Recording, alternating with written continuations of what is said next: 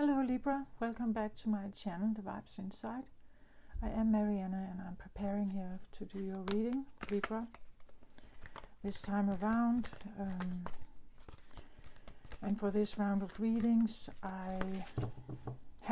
when I do the first one, the Aries reading, I always get this kind of imprint of what these readings are about. And that can be something that has to do with something very particular, and the word that came up in the Aries reading was extinct. So something particular that was once or has been once, but it's not there anymore. It's not alive anymore. It's not functional anymore. It is not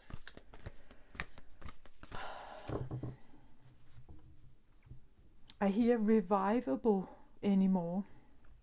I also hear something about, is it worth reviving?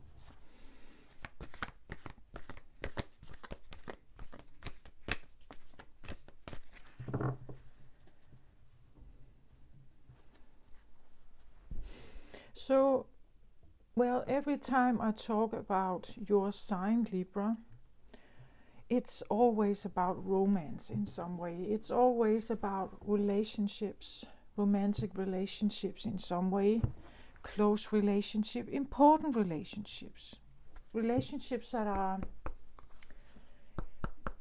romantic in nature. It's a partner, right? It's someone we care about. In the zodiac sign, the fifth house is, you could say, the more, sometimes a bit more superficial. It's playful, it's flirtatious, it can be great company. There can be good friends here. It's about playing, it's about having a good time. The more long-term relationship we say is the seventh house, and that is you, Libra, right? It's a balancing of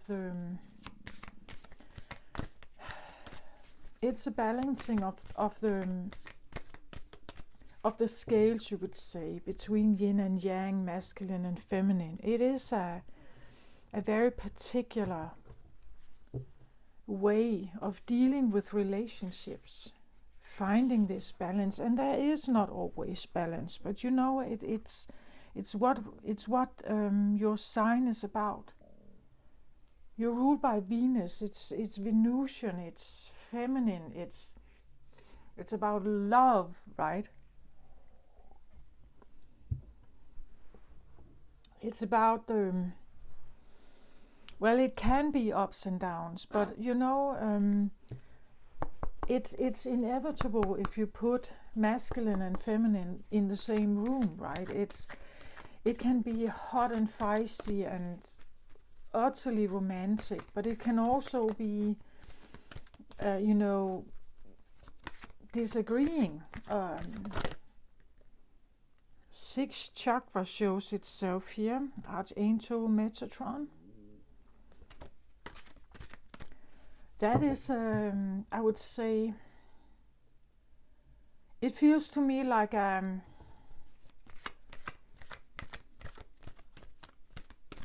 like either someone has like a very iridescent kind of aura, like some kind of charisma or something. Or we definitely talk about an intuitive third eye is positioned between the eyebrows. It's about seeing beyond the veil. It's like maybe you have a very special connection to something on the other side. Archangel Metatron, right? This is it's an archangel. It's angelic presence. So this could be a spirit guide. It could be maybe an ancestor, someone on the other side. it can also be, you know, like the scales I talk about can be something about, are you in the in the material world? Are you in the physical material world, or are you more in the elusive dream world? The balance between what is fantasy and illusion, or something like that. What is a dream? And maybe a dream about something extinct, you know, something that was once, or something we would like it was still here, but it's not here, you know.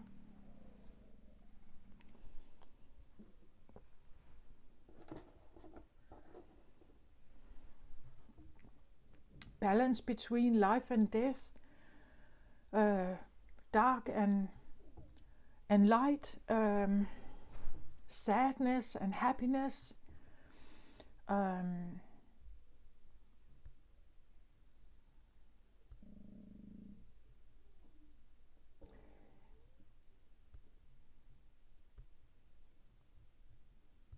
So I feel this round of readings is about maybe a memory. We have Mercury's retrograding, right? So there could be something about memories, something about people from the past, something about maybe a significant, important one. Because I talk about relationships and love and all this, that there is a memory or a longing or a nostalgic memory, like you would wish they were still here, or you would wish it was still available, it was still active. So again, active and passive, like in what way can you balance your life at this point in time, Libra, with something that maybe was in the past? And when I say past, like even past lives, even, you know, when I say extinct, I immediately think dinosaurs, like something that has been like way, way back, you know, something very old, something probably almost forgotten about, but then still not, right? Because it could show up in this reading, right?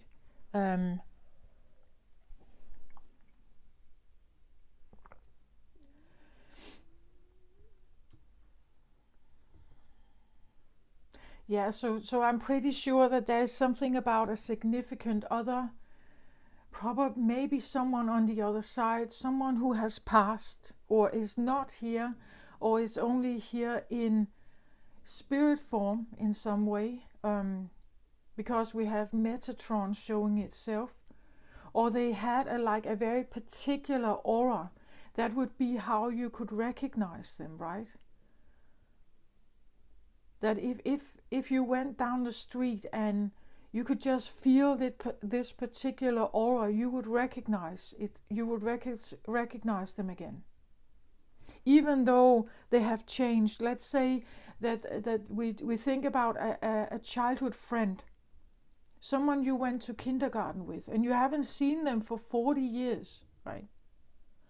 And you walk down the street, and then it's like there's this suddenly some kind of energetic imprint around, and you look around and you just immediately recognize them, right? Even though they are now 45 years old, they have changed, they look differently. Like you may not be able to recognize them, but what you do recognize is this like energy imprint that they have. So this could be maybe from a physical person, but it could also be, I want to say, well, maybe even like a spirit memory or something like that. Or it could even be, you know, like a grandfather or grandmother. Maybe they have passed, but you know, there's this feeling that they are in the room, or that you recognize the energy somehow. you recognize the perfume or the tobacco or something. It fills up the room like the Metatron card, right? There's this sudden glare to it that overrides everything else in the room somehow.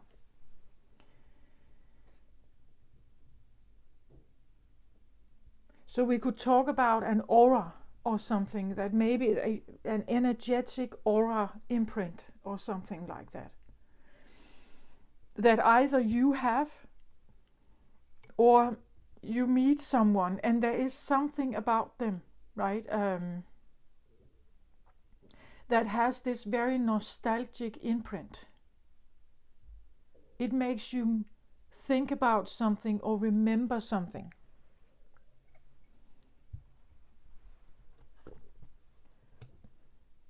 Empress in the center here, mother energy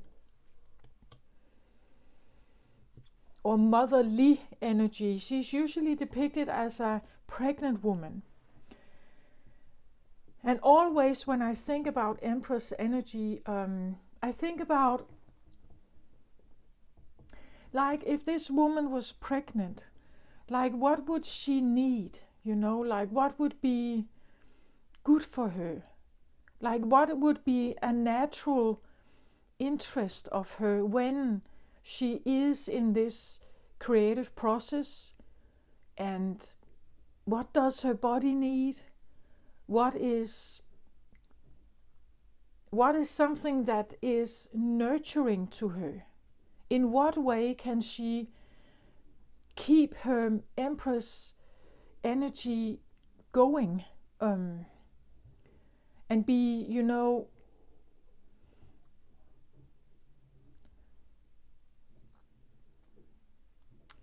well, the Empress energy is said to have the energy of all four queens in tarot, so she is masterful, right? She knows herself Empress, also Venusian, so this is, of course, this could be you, right? But there's something about when we look at her, I see a sense of like a harvest. She stands here with the corn. There are all these leaves here. The headpiece looks a bit like leaves. I get with the color, I get a sense of autumn or something like that about her. The harvest queen, you know, someone who is someone who has put in a lot of work, and now it's harvest time, so now you are harvesting the result of your labor, you could say. Literally labor, maybe giving birth, you know, birthing something new or birthing yourself again, having a rebirth in some way. And reaping the benefits of some of the things that you have dealt with, or some of the things you've learned, because, as I said, she embraces all four energies. So Queen of Pentacles, Queen of Swords, Queen of Cups, and Queen of Wands. And balancing them, like balancing all the elements in that way, in a queen-like way.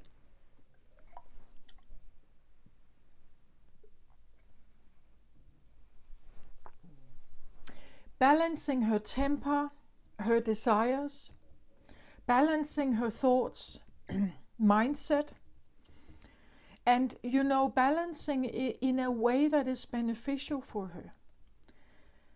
Balancing her money, or you could say Pentacles can be about worth, self-worth, investments, her money, so finances or income, and also balancing her way of loving,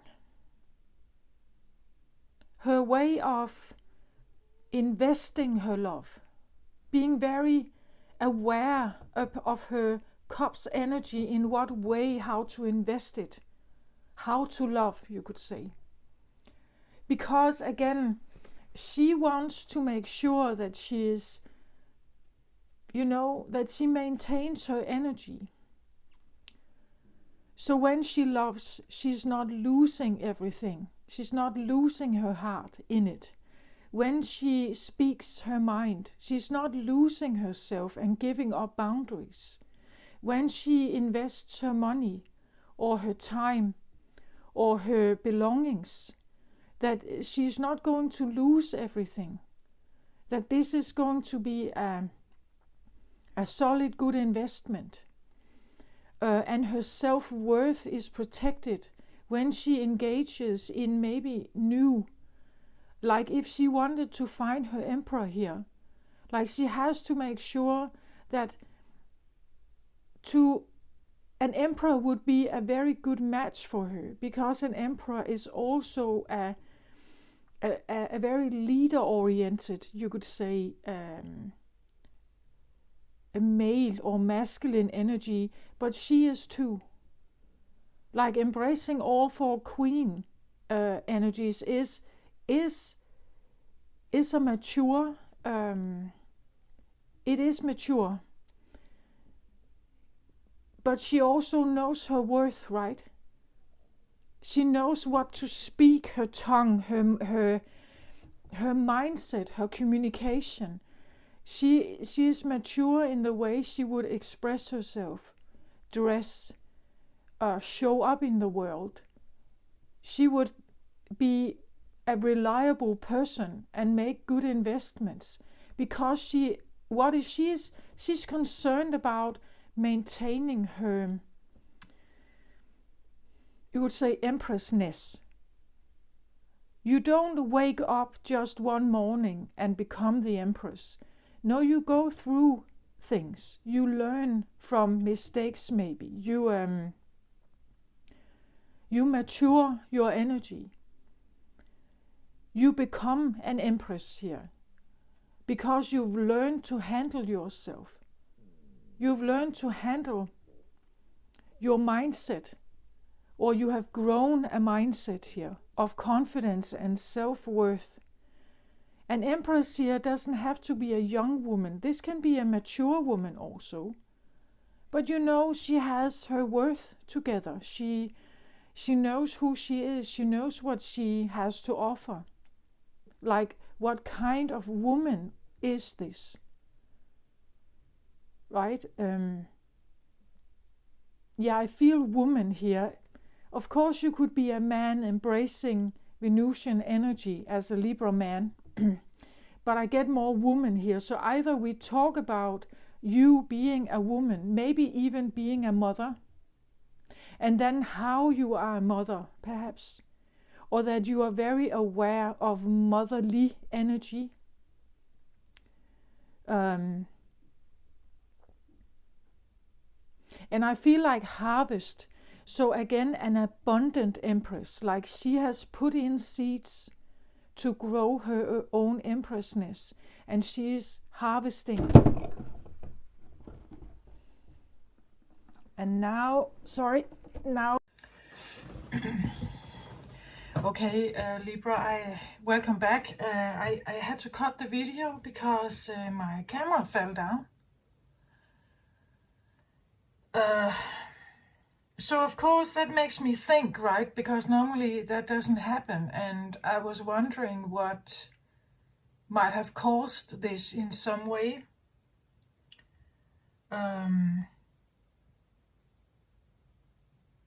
So some sense of instability. I have a trifoot that is holding my camera, like one of those with 3 legs. And for some reason my camera slipped out and fell, and that's not normal. So I don't know if you've had a slip where you fell, or where you have somehow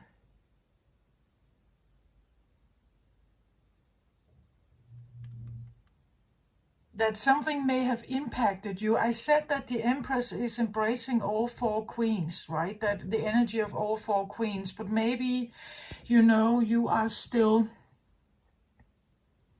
working your way through one of them. I talked about the Harvest Queen, which would be Pentacle, that would be earthy. And then the camera fell, you know, like the foundation that is holding the camera is suddenly slipped, you know, like losing the footing of, let's say, your finances or something, and trying to get that working again.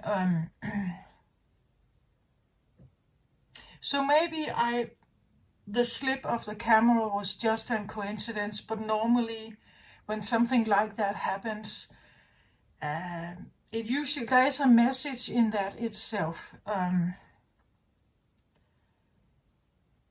And because I refer to the Harvest Queen, that maybe you are figuring how to embody the Harvest Queen here. So working on Empress energy, maybe you have dealt with some of the others, you know, the fire, the air, the cups, and now maybe you are wondering about your money position perhaps, or self-worth. Pentacles can be investments like education. We invest in education to get the right job, to earn the money, and so on. Or to somehow figure out how to have an income. The income that you want, right? As an Empress here. An Empress can be a self-sufficient businesswoman. She can be someone who is able to handle her own, you know, life. And that sometimes makes her very desirable, because she's not, you know, like she's never hunting anything.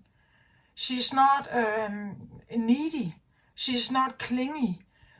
She goes about life in a very calm manner, because she has, as I said, the elements are already figured out. She has figured them out somehow. So she has, you could say, created a life that is very stable and very well balanced. She has a very beautiful mindset that supports her. As I said in the beginning, it's something about what she needs in her life. An Empress would be concerned about her stability. A pregnant woman would, like, she would make sure that there is stability around her. That whoever is there, that this can be counted on, that this is stable, that this is kind, it's loving and caring, it's considerate, it's helpful, it wants to assist her, right? A mother bearing a child would like that in her environment. She would like let's say, a devoted husband who cares, right, and is there and will help her, because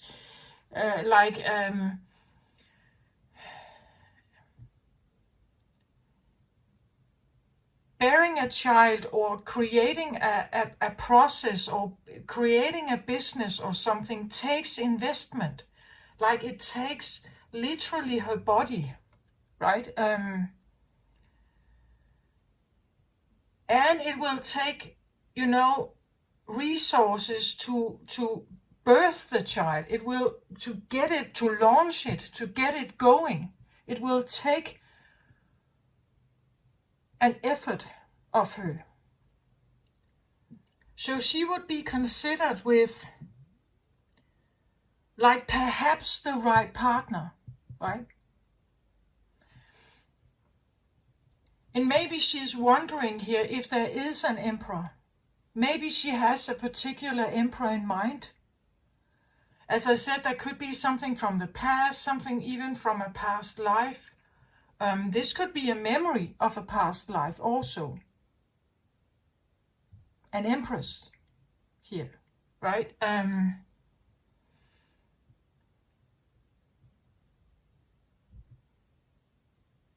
Today, I believe that like women can be successful in all areas of life, but in past lives, like, or in past tense or past history, women usually needed a man beside them. They couldn't stand alone. It was too vulnerable.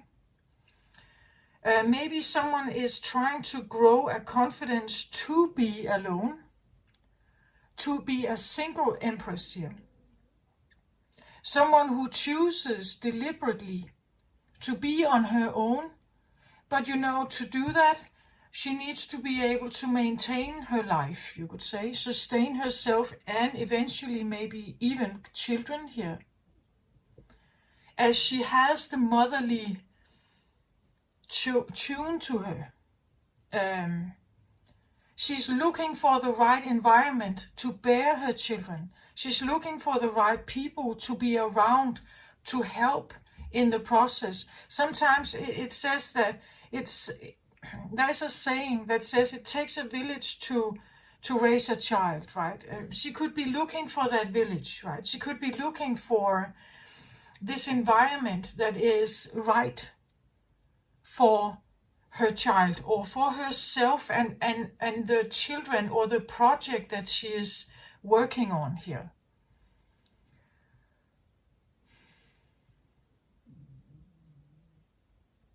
And looking for balance in some way. So let's say this is a rather successful empress. She could be, as I said, the harvest queen. She could be rich. She could be quite abundant. Maybe not only, like abundance can be many things, but let's say that she is very, you could say, if she, let's say that it's not about money, but let's say that she is very well established inside, like she has great confidence. She knows her worth. She is beautiful, maybe. She is caring for herself. With the Cups energy, she could be a very self-caring person. She could be invested in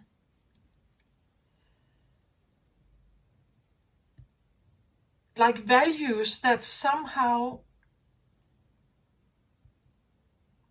like raises her own sense of value.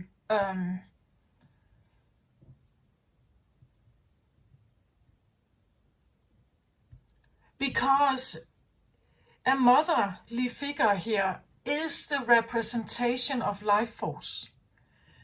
She's the hearth fire, right? She is the one that people gather around. This is the one who can, the mother is the one the child runs to when it has hurt itself. It needs a nurturing kind of embrace. And to have that, to be able to provide that and give that, this is a particular energy, and it has value. What would the world be without it? Without that kind of care and investment and consideration and nurture? The world would be quite a cold place. So she does have value, right? She is a... But sometimes I believe that mothers can be overlooked, right? Many of the things mothers do can be taken for granted. Though it provides shelter, it provides nurture or care. I know that not all women are the same, but if we talk about the good mother here, right? She would be able to provide some of this. This can also be what she's working on, like to be this, like to have, because that is what she's capable of offering people. And that is her worth, that her worth is built on these principles. It's built on the foundation of feminine energy. very Venusian energy. But I feel like, again, with the harvest idea, that there's this harvest feeling to her, that she could be working on her pentacle part, you would say, concerning herself with harvest, concerning herself with maybe attracting the things into her life that is conducive to who she is. There could be a concern about attracting the right partner into her life. Libras are usually very attractive people. And, you know, being attractive, well, that is in itself, of course, a beautiful thing. But when you are attracted, you can attract, when you are attractive, you can attract all sorts of energy to you. And there could be this, you know, wondering here of what to choose or what to decide on next. If some kind of partner shows itself. This could also be, let's say, a former state of your own being. As I said, that maybe once you felt very attractive in your life once, but it feels like it's extinct, or that that flame inside you is no longer there, or you are not as attractive to, let's say, men than you were once. And if you are in the harvest season of, you could say, femininity, you would be in the autumn. So you are no longer a spring woman. You're not in summer. You have reached autumn. So it means, how can I be attractive as an autumn empress? So this could be someone who is, let's say, they are in their 50s maybe, or 40, 50, 60s, where you are outside the, maybe even birthing children. You're not that kind of empress anymore. So that could be this concern about, how do I seem attractive as an autumn empress? How can I have worth and self-worth? So there could be a concern about your feminine value, and also what you wanna like put out there, you could say. Maybe you have different priorities as you did when you were 20, right? Maybe you have different values. Maybe you are building your self-worth now on something else than you did when you were 20 or 25 or something. Or maybe you want, you could say, maybe what we are talking about here is like an image change, that it's like embracing the fact that you are autumn. I think there is a time for all women where they have to embrace the fact, somewhere in their 40s maybe, that, well, I'm not 25 anymore. So how long do I wanna try to keep it up? Like, how long do I wanna dress young, or how long do I wanna, because it takes an effort, you know, like to look young, like to be in the young field, as if we talk about attractiveness, which is usually, well, it can be focused very much on appearance and body appearance, and you know, you can have sagging breasts if you want to be attractive in sexuality. At least that can be what mainstream media is saying, right? That then you need plastic surgery to keep up with the young. So there could be this feeling of, I feel like I want to embrace the fact that I could be, it's like she's holding this corn, right? That she wants to embrace this, the autumnness of her, right? She doesn't want to see, yeah, there could be this sense of like an image shift. How do I shift into like, well, your season, right? The season of Libra is like the beginning, you could say, of autumn or late summer. There's this sense that like the most fertile and the most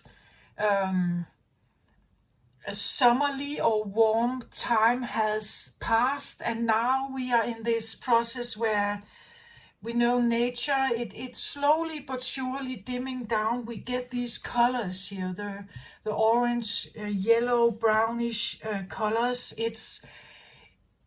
But it can be a very, very beautiful energy, right? I even get there's something about equinox, isn't there? In your season as well. We just had one this spring. And then there is another one in autumn, right? Isn't that in your season? I believe it is. So there could be something about equinoxes here that are of importance.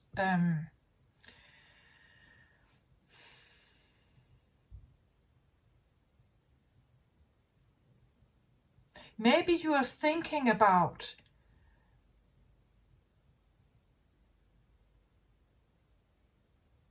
and now I think about spring equinoxes, and spring, that would be the young time. We just had it, right? And we are in the Aries season, right? And Aries is the first house. It is the house of the Fool, you could say in tarot. It is the house of the toddler, the new one, the newborn, the one that is fit for fight and ready and curious and carpe diem, here I come. Where this one is a little different, right? It has already had life experience, right? It has figured stuff out. It has tried the young stuff. Now it is changing. Now it's going to have a focus on something else. There could be an image shift here going on, or like a process of wondering, how am I supposed to, because I'm thinking about this one I was once, the extinct one. And maybe I would like to have some of that back. I would like to have the worth, right? The worth of womanhood, or the worth of the virgin, right? Like the young woman. The young woman and the perfect skin and the perfect hair and, the perfect weight, looking like beautiful skin, right? It's firm, and it has this vibrancy of youth and fertility, and it's very adored in the media, right? And men are very visual. They're usually drawn to the young woman, right? So there is something about, can I have a sense of that still? And then at the same time also balancing the fact that I am in my autumn, right? Is there a way of, can I have hearth fire? Can I have hearth fire, life force, when I'm in my autumn? What does that look like? What is that like? What does it mean, right? We have, for instance, Taurus is also ruled by Venus, right? And that would be the spring version, you could say. And then we have you, right? Also ruled by Venus, but you are different, right? You are not the same. You have learned something. You are older. You are more mature. So it's I've had cards in some of the other readings that talk about the exalted light that have matured, right? But there could be something particular here you're thinking about.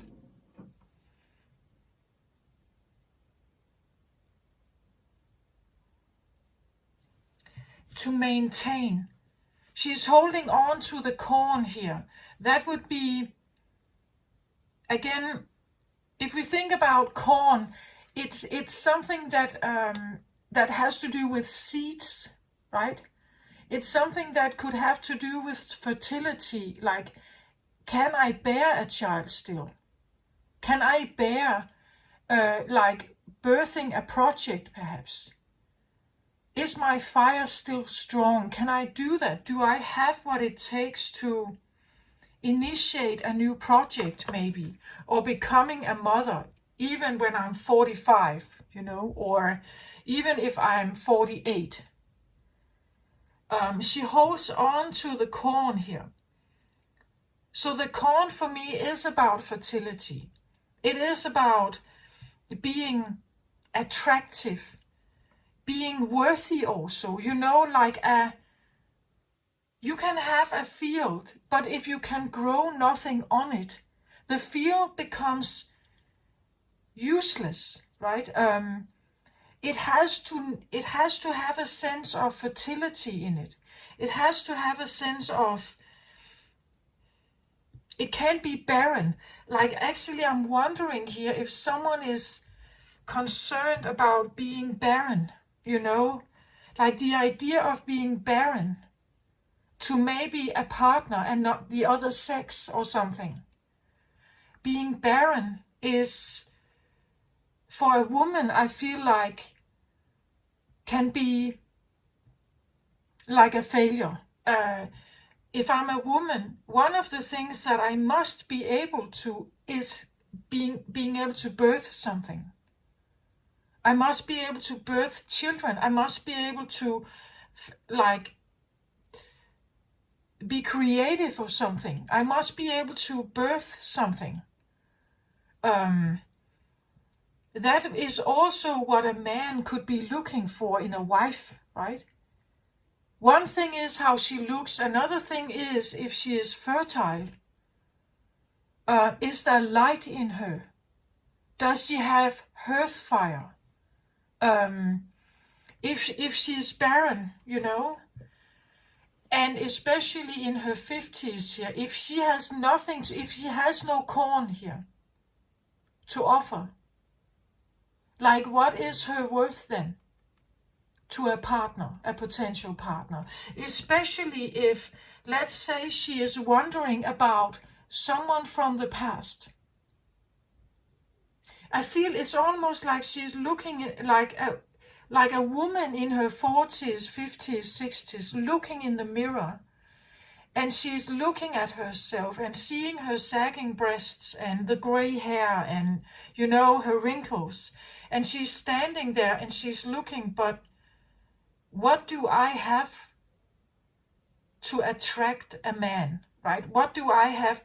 It's like I'm barren, right? I don't have any. There's no fire here. There's no fertility. There's no glitter. And that's what I talked about with the card that showed itself earlier, Metatron, this charismatic, glittery kind of aura, right? It's like that aura is gone, or someone is trying to figure out how they can hold on to some of it, I think, here. Is it possible to be an empress here and show up worthy, with self-worth, when I'm in my autumn, right? Is that possible? And how do I do that? Like, how do I present myself? What kind of clothes, maybe? What kind of makeup? I cannot do my makeup as a 25-year-old. Right? It looks wrong. It comes across wrong. I look like a bimbo, right? How do I maintain my worth as a woman if I take my clothes off and I take my makeup off, and then I'm wondering, but if I'm not wearing the same kind of outfit anymore, if I'm not doing my makeup like the makeup tutorials online for the 25-year-olds, like, what am I supposed to do then? Because without this makeup, or the hair extensions, or the young clothes, or the young style, I look barren, right? I when I look myself in the mirror, I look like I look barren. Like, if I should take it all off, or like the makeup, the false lashes, if I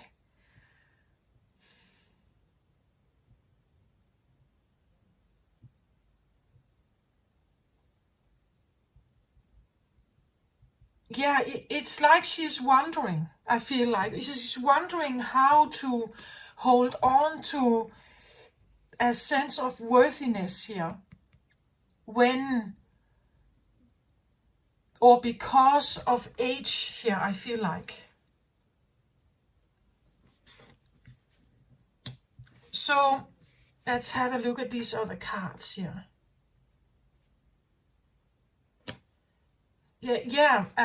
So I get here Rabia, the queen of saintly women.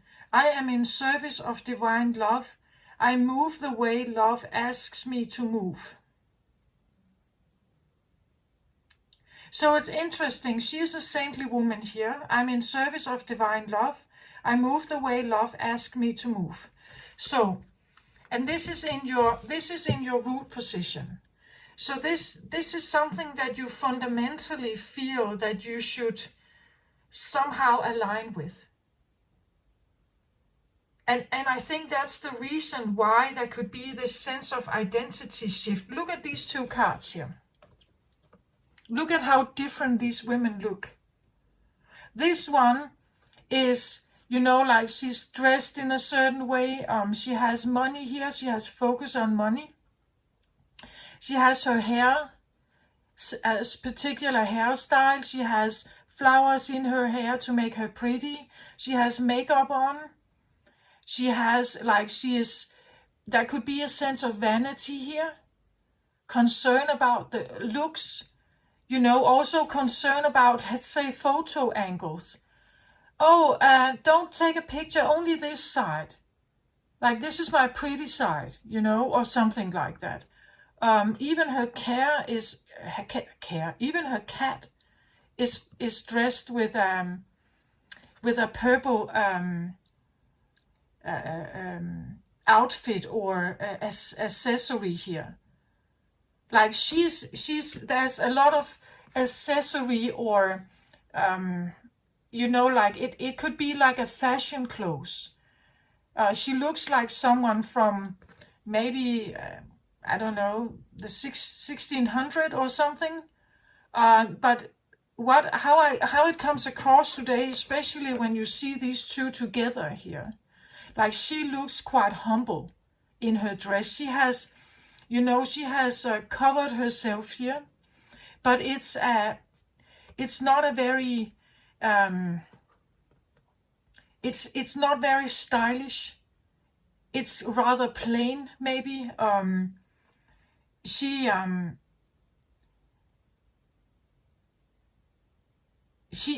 looks to me rather natural in her way, her appearance. where this one looks quite dressed, you know, very dressed here, very designed in some way. Like she has all the right clothes, she has her nails done, the makeup is done, everything fits, purple, purple, purple, purple, everything is matching, everything looks great, she has the right furniture. You know, even the background here, there's a slight sense of flower. You know, this could be a selfie, right? Like a selfie where she sits perfectly and she has turned the right cheek. She's posing here with maybe, you know, some kind of materialistic item that she fancies. But there is something missing here. This one, she has like an aura here, or even you could say a halo in some sense. She's a saintly woman. The halo comes with the saint, like every old churches have pictures like this. We see this halo like around, like figures like Jesus, for instance, and certain archangels or angels or something like that in those old paintings. But you see how it's not present here. Like she doesn't have it. She may look great, you know, like in the sense that she has the right clothes, she has the right makeup, she, you know, she fancies certain things. This is the selfie. And this could be maybe more of and I feel like because it's in the root position, it's like, I feel it's something that she can, it's a part of her, but she has a difficult time including it, I feel like. It's like you cannot be this one, right, and then this one at the same time. It's like, and I feel like this one is trying to figure out how to be in the middle somehow. How can she be, again, like maybe she's, you see, she's holding on to the coin here. She's holding on to corn, and this one is holding a torch. She holds a torch. And I talked about the hearth fire, right? I talked about the hearth fire. So if the hearth fire, the torch here, is saintliness, that she actually has she says here, I'm in service of divine love. So her hearth fire is divine love.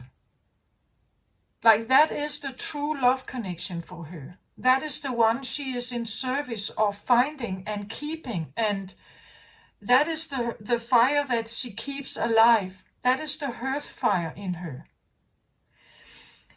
If this is truly who you are, but for some reason you have become part of this lifestyle, and many women have, I think, like they get, like women get seduced in a very young age to portray in a certain way, dress in a certain way, to be attractive.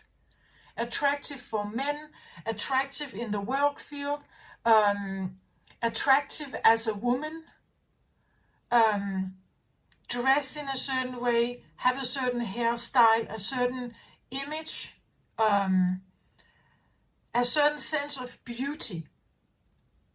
But you see, it's a very like beauty is in the eyes of the beholder. There is a very shallow sense of beauty, and then there is another sense of beauty. And this one is trying to figure out, I feel like, somewhere in between. Like she's trying to figure out, how can I be, like, especially because this is in the crown position, so this is something on her mind. Like she still wants to be attractive, I think. And maybe even successful here with the coin she's holding. Like maybe she still wants to somehow have the ability of harvest, right?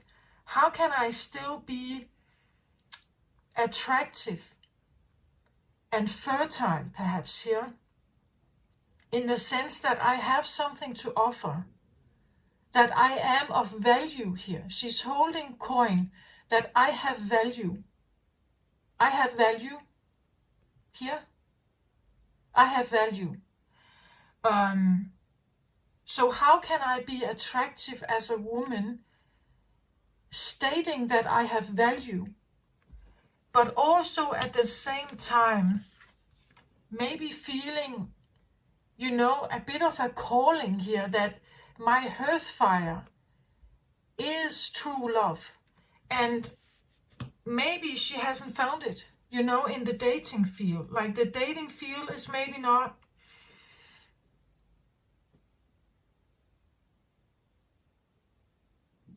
as it used to be, or she hasn't found the divine love that she is truly looking for. That's in her root. Like, this is her inner core, you could say.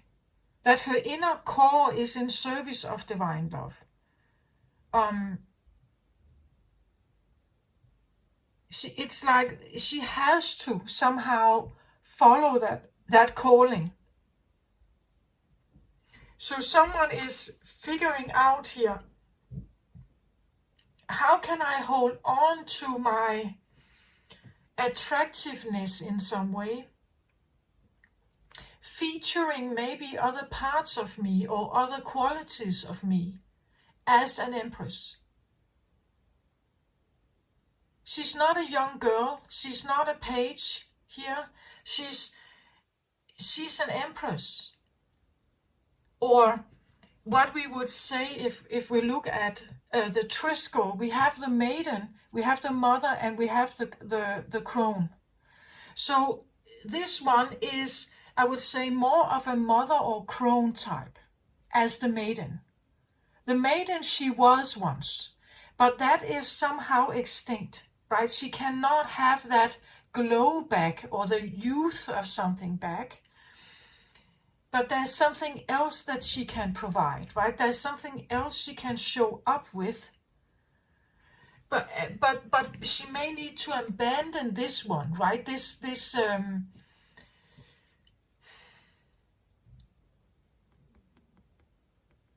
on her mind here. It's on her mind how to be attractive or find a partner. Maybe especially if she looks like this. How can I find someone who will embrace me like this, when what they see is this? Like, when I go out there in the streets, this is what they see. And I don't know how to not be this one. So they are wondering about maybe a sense of style here. Because, I get this feeling of aging. And how can I show up worthy here? Like, where I feel worthy. I feel content when I go out there. I walk with dignity. Dignity is also a thing here. How can I walk with dignity as a mother or crone here? Because the maiden in me that was once is not there anymore. I know that the men are not looking at me in the same way, right? I'm not as attractive as I was. I can't even have children, perhaps. I'm barren now. I can't provide that for a man or something like that. So because I'm not featuring these maiden-like qualities or even mother-like qualities, being able to be fertile in that way, reproducing and bearing children, because I don't have that attractiveness, I'm figuring out how still to carry myself if as I just said, I have wrinkles, I have saggy breasts, I may have gained weight. I'm in the menopause. I'm experiencing, hormone shifts. My hair is thinner. It's gray. How can I somehow maintain my dignity? How can I keep up with? How can I care for myself? And you can do that if you get in touch with the divine love, because the divine love doesn't care about aging, right? It looks for something else. It is looking at your persona, right? It's looking at the way you maybe would care about people around you, right? Divine love would be looking at maybe your aura, right? And that's what I felt with the Metatron card.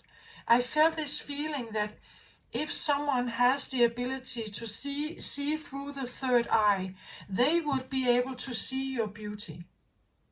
Even if you are in your 60s, they would see your beauty as an empress. They would recognize you, right? They wouldn't even look for people like this. They would look much more for someone like this, right? Because it is honest, because it's kind, because it is caring, because it is considerate, because it's peaceful and friendly.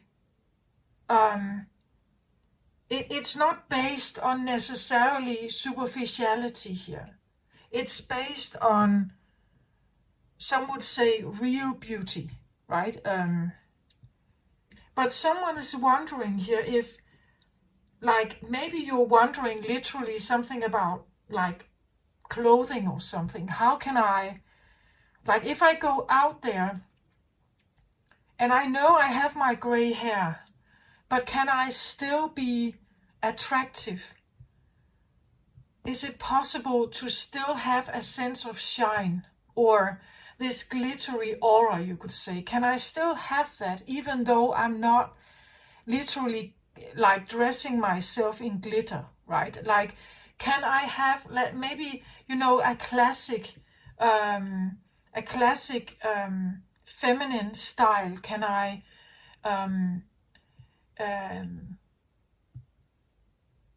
can I have that? Is there some way to still go out there and be attractive? Maybe in the dating field, right? Or can I still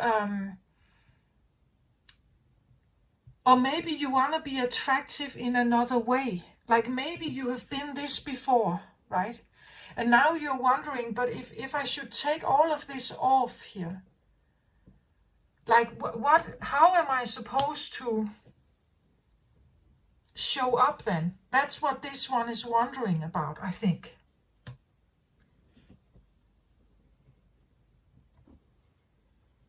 Or, maybe not wondering, but they are working on it, I think, working on a sense of dignity, or working on a sense of self-worth, how to carry themselves, literally posture or something, how to carry myself, how to care for my body. Women who go through menopause, they usually are confronted with sudden weight gain, and the hormones are influencing the body. There are suddenly fat deposits showing up everywhere on the body. Of course, again, you are changing from being able to bear children and not being able to. So your body is going through this shift, and there can be this sense of losing a sense of It's almost like your body is shifting right in front of you, and you have no say in it. And it's like you just have to go along with it. And this can be quite frustrating. Many women in this age group, I think that they become quite frustrated with like the body and the way they look. They can start, like becoming obsessive about losing weight and looking good and being young still, being attractive still, sexy and so on, right? And this one is trying to figure out how to still be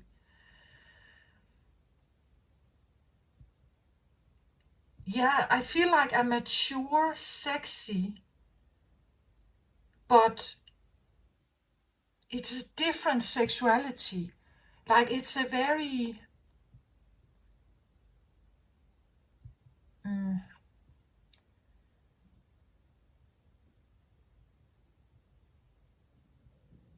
there is a sense of honor, something about honoring your body and the process it's in, and honoring that you are now this woman. It's like you want to honor yourself, honoring that there's dignity in women in this age, that they still have things to offer. They have wisdom to offer. They know stuff that young women may not know, right?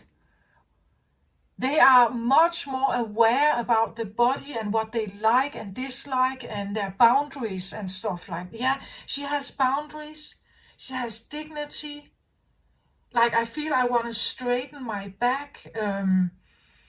She has maybe, like, she could have, like, I suddenly get this feeling of like a bohemian style, something about changing maybe your wardrobe, showing up differently, feminine but different, right? It's not a young fashionable look-alike. Like you're not attempting to look young, right? Or you're wondering how to change this image perhaps into a different one here. Something that has dignity, boundaries, it's mature, but it's still maybe sexy or sensual. It moves with dignity. I even get something about pace, like when we, if you look at an old film and you see a queen in like this giant robe, right? And she walks slowly through the room, with a straightened back and a focused gaze, and she walks slowly through the room. It's like she has a sense of both grace and dignity and maturity and honor about her. Yeah, that's what I feel like. There's something about working on or with some of these, you could say, qualities somehow. She can come across maybe even almost sovereign, like she's herself, she's her own. She owns herself. She's not owned by anything. She's not owned by fashion. She's not owned by time or age. She's not owned by,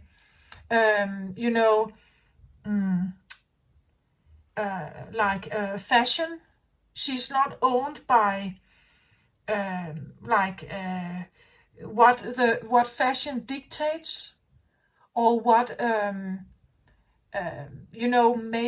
male sexuality prefers. She's not dictated by that, right? Here she was perhaps, right? But here she's not dictated by that, right? It's like she owns herself with such honor and grace and dignity. like she is really like an empress, or she's working on it, right? She's working on straightening her back, finding out her image, like this, her hairstyle, her wardrobe. If she's wearing makeup, what kind, how much, or how little. There could be something about where this shows up in all kinds of colors, and maybe at this point she didn't care about, let's say, adjectives or things in makeup. This one could be, someone who is very organic, like she's caring for her body. It's organic, natural ingredients, back to, like, it's something about honoring, like very feminine, grounded, earthy, but extremely beautiful and honorable, and presence. Like, yes, she has a sense of greatness around her, a great presence, right? That's the way she wants to look like. She wants to be seen as that. Right? And to be seen like that, she has to own it herself first. Like, so she has to own this honor. She has to walk with grace and boundaries, and, I wouldn't say pride, but it's not pride. It's self-love, I feel like, and self-worth. Like, knowing she has worth, knowing she has something particularly to offer, wisdom, embrace, kindness, love. She is in service of divine love. It's a very special energy. And the one you're looking for will see this. They will see this about you because it has a certain glitter or a certain aura to it. But the men who are concerned about this more superficial look, they will not come to someone like that. They will not seek this one out. Because it's such a totally different kind of energy here. Like, the energy fields are different. This one and this one, and even this one, they are different, right? And that's what I feel like. You're wondering about this.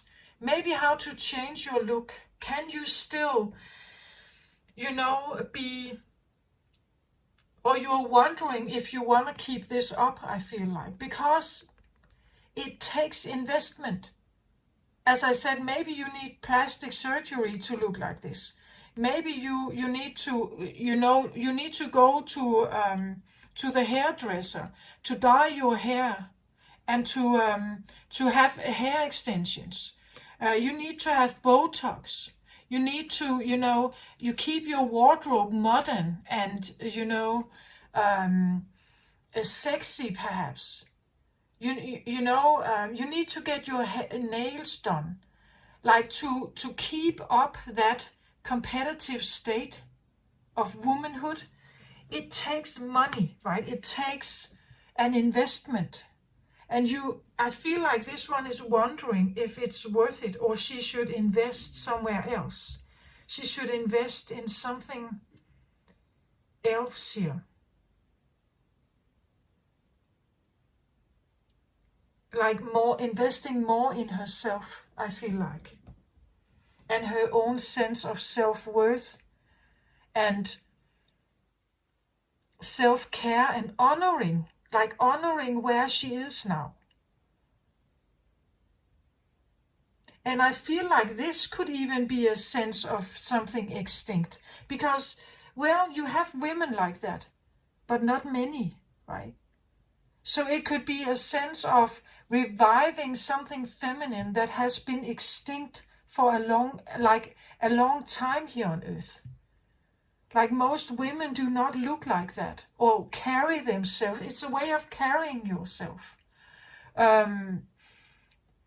and believing that you have worth, believing you have something to offer, believing in your worth as a woman, right?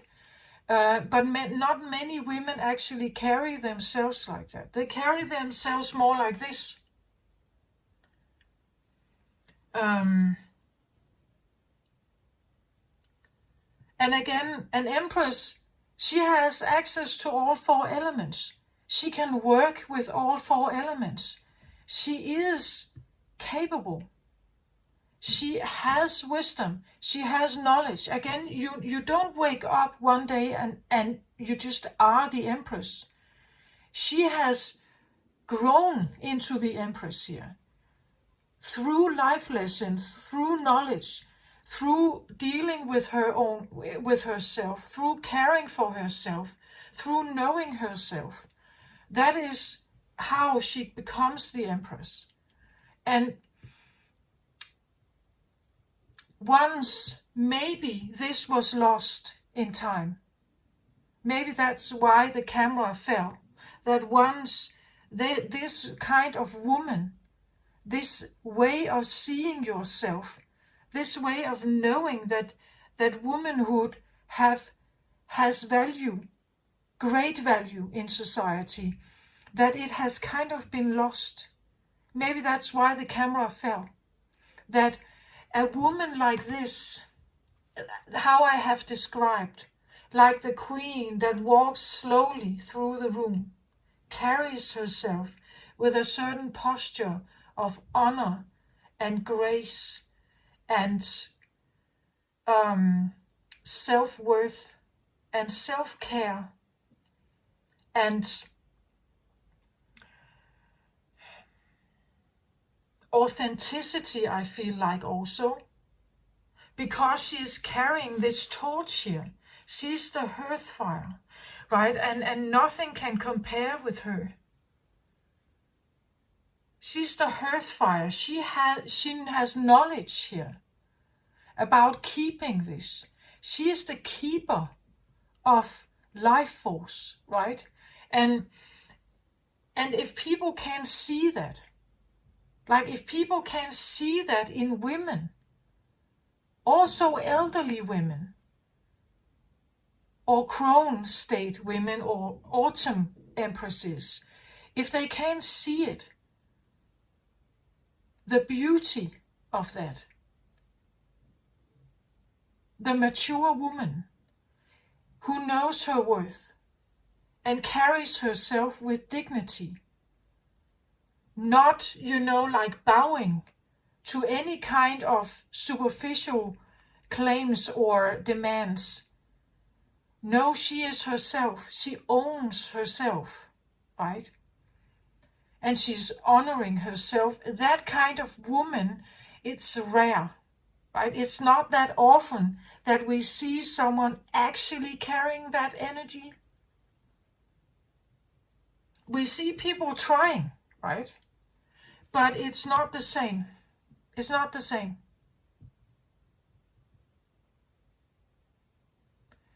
Maybe I am literally, referring to, I said something about if you have seen old movies and you see like a queen who walks slowly through the room with a lot of dignity. Like that could literally be this queen here. I said she was like from the 1600s, right? That would be the way a queen would carry herself. We rarely see queens like this today, right? They're not as well. There are queens, of course, still in certain countries, but it's not that often, right? And women do not consider themselves as queens in that way. Yeah, they can dress fashionable. Yeah, they can dress young. They can dress stylish or businesslike or creative or, but walking with grace and honor is something very particular for a woman.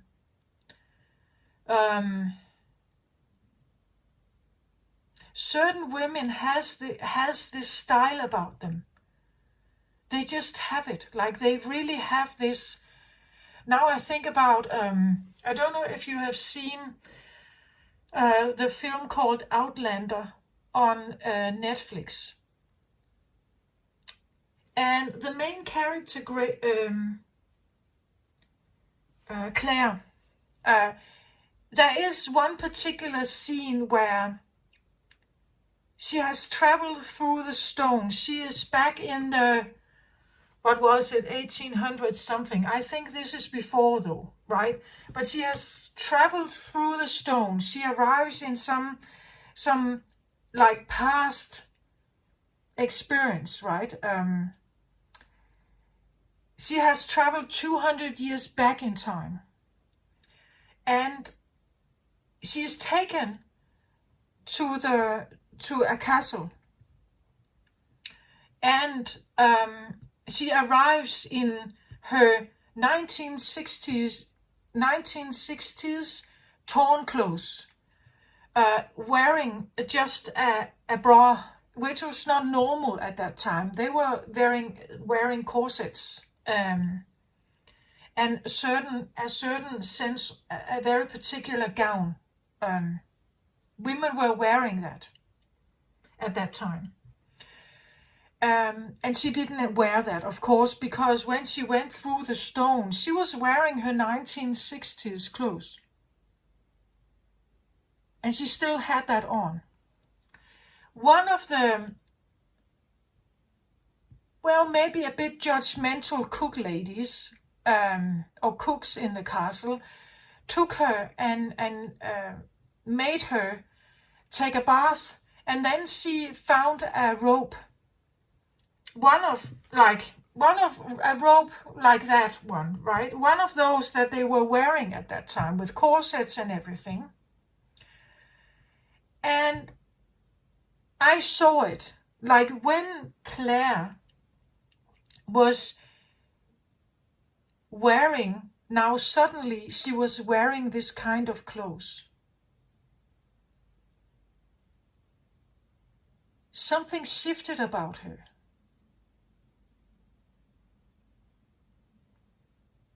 She was taken through the main hall to the, you would say, the leader of the castle, the one in charge, the chief. And she walked through the room and people were staring at her. It was like she was this, she suddenly had this elegance about her, this queen-like feature about her.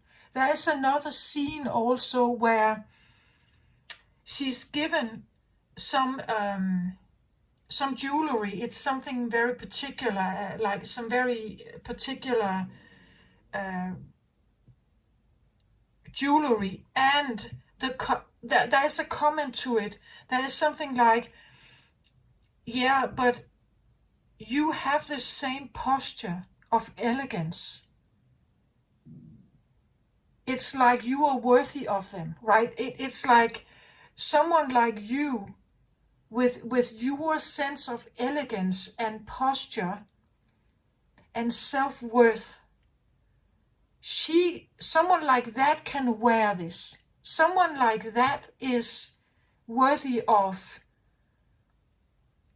wearing jewelry like this. And that's what I feel like. There's something about, well, I guess there's a saying, something like clothes makes people. Like what you wear, you know, it can literally change your own posture. Like if you know you have very expensive clothes on or something, you may straighten your back more, right? And if you're walking around in like jogging sweatpants, you may be a bit more loose and more chill, you know? So there could be something about that. Something about that clothes does make you change the way, like a sense of appearance. How do I have worthiness of a queen, like in those movies, who walks through the room slowly and everybody turns their head, you know? Not because she is young and, you know, like vibrant in the sense that she's a maiden and attractive in that way. No, how do I walk through the room being in my autumn state, like crone state? How can I walk through the room and still make people turn their heads? Well, I have to present something else, right? I need to present a different woman, showing up differently, like a queen like this, right? Like they did, like someone like that did. I must say though that first I saw this like a modern selfie, like, you know, with makeup, and you have been to the hairstylist and you have fashion clothes on, and there's a materialistic mindset here. She could almost look like, you know, like a ad, advertising for some kind of expensive perfume or a Louis Vuitton bag or something, you know. That could be what this looks like. But then again, it would be a rich style, the sense of a rich style, an expensive style, an attractive style, a style of being. I'm someone who would be presented with a Louis Vuitton bag, right? That's how valuable I am. I'm that valuable. People will give me a diamond ring because I'm that valuable. Someone who walks through the realm like that, with such kind of aura, you know. That's what I felt like with the Metatron card. It's like walking through the room and have this sense of aura about you. This enormous sense of, I almost want to say Jupiter, right? That there's this magnificence, like a magnificent sense of worth about you, like saint, right? There's this sense of halo or aura about you that is of such magnificence, of such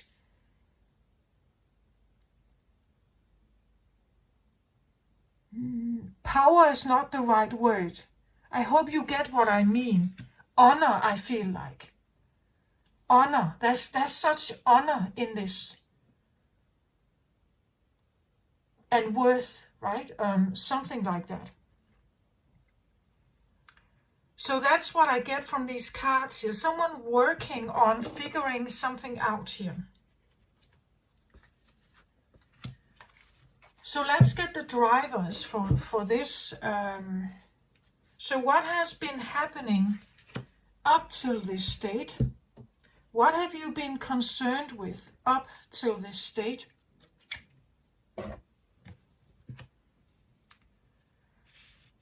So the drivers usually talk about, you know, something that has been on your mind or something you've been dealing with before this happens. So there could have been, and this can also be something you may have, you are able to recognize to confirm that this reading could be for you, right? If it resonates. So first of all, there has been a great concern about balance in your life, having a different sense of balance. 6 of fire here, 6 of wands is definitely about balance, but it's also about success. It's about some kind of triumph. How can I somehow have a sense of success?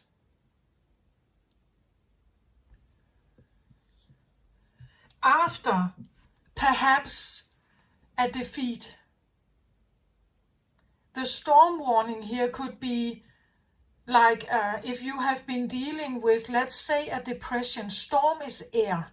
So it's something that is affecting your mind or your head, your crown, your the way you think, your mindset, right? So there could be depression here, fears, We see how something has been torn here, right? I said that the camera fell down, so maybe at some point the Empress here was torn. Like the idea of a woman like that presenting itself in the world with that kind of worth and dignity around herself, owning everything about herself. That is rare. It's not that often that you see women like that, who totally stand by themselves, who have very clear and very, but not, offensive boundaries. They carry themselves in such a beautiful, powerful way in some way, right? But that kind of woman is maybe almost extinct. It's not normal anymore. It's desirable, but not normal. So here I see in the past there has been something like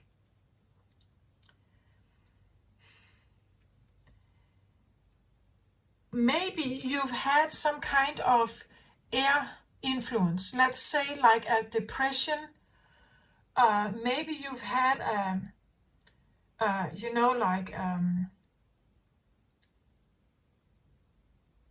maybe you fell like the camera. Maybe there has been a sense of attack here. Maybe you've been going through a sense of a storm, like a dark night of the soul, or a sense of confusion.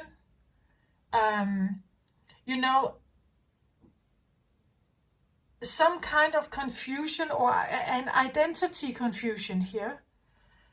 A feeling of being, that something is destroyed. As I said, when a woman is going through menopause, it's like her body just starts to shift and you can't do anything about it. But what it can do is that it can leave you with a sense of low self-esteem, confusion, what to do, worry, maybe fear of losing your partner, fear that something is destructive here. Maybe you fear that you are, that you're ill in some way. Looking for some kind of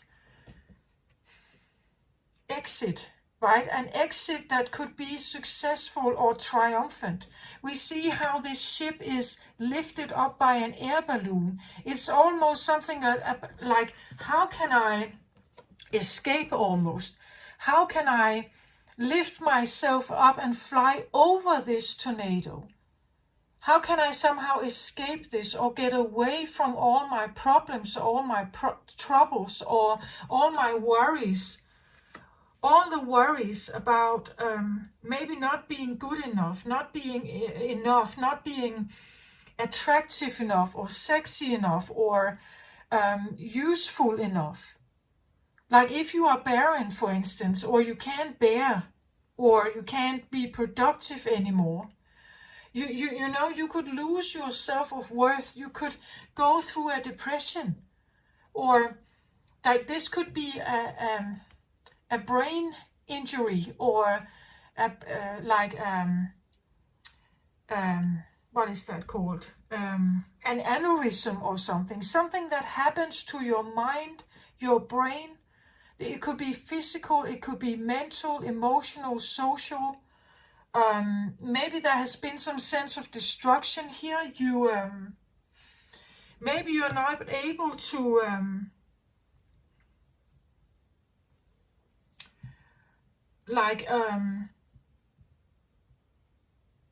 the storm warning could also talk about, let's say you've had a spiritual awakening. That can sometimes feel a bit like a storm, because it's like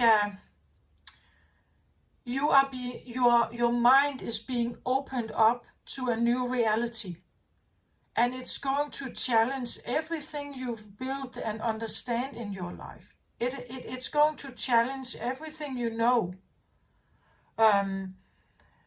Maybe you have been going through a storm here that literally has been tearing things apart in your life. Like maybe you lost your job, maybe you lost friends, maybe you, as I said, you could have been in the hospital, you could have been losing certain abilities. Maybe you can't work in the same way anymore. Maybe you are and here it seems like someone could have been trying to figure out, how can I somehow, instead of like sailing here in this storm, how can I find a way to somehow fly over it? So can I bypass this storm in some way, so that I can find success? Or it could even be something like, how can I overcome this? Is there a way of overcoming my, like maybe the storm woman here is about lack of confidence.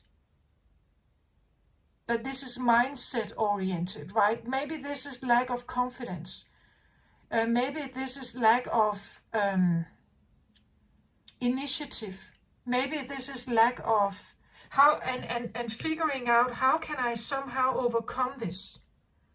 In the root position, we get the Queen's Esther here, the Queen Esther, the Morning Star. My ego is in service of my soul, and I trust my soul's divine timing. So here we have a Queen Esther, and it says the Morning Star. The Morning Star, well, it's the morning, it's the beginning. This is the young one.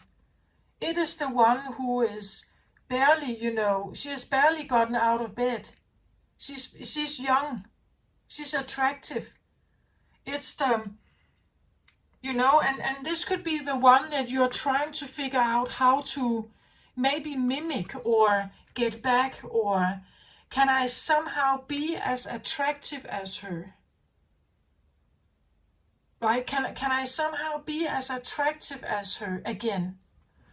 Or somehow get some of this back? My ego is in service of my soul, so she can be egoic, this one. Where this one is, like this one is in service of divine love. So this has a saintliness to it, a holiness, a divine understanding. Where this one is, you could say, well, it has an awareness that the ego is in service of the soul, but still an ego. Still an ego.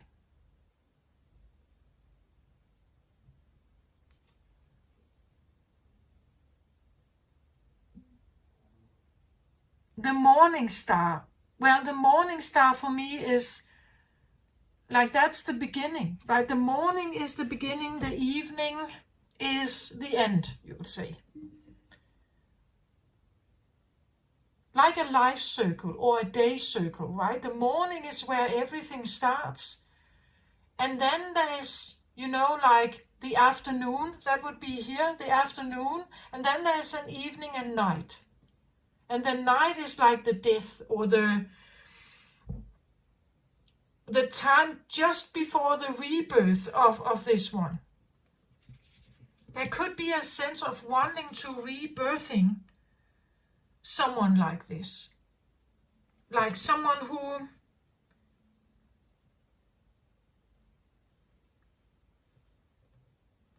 someone who has the shine like this.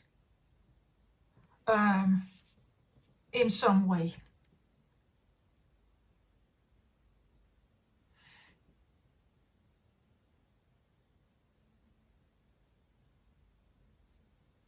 So there is a concern here about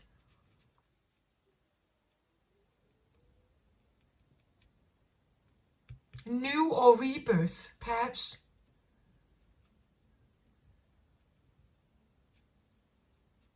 It's confusing.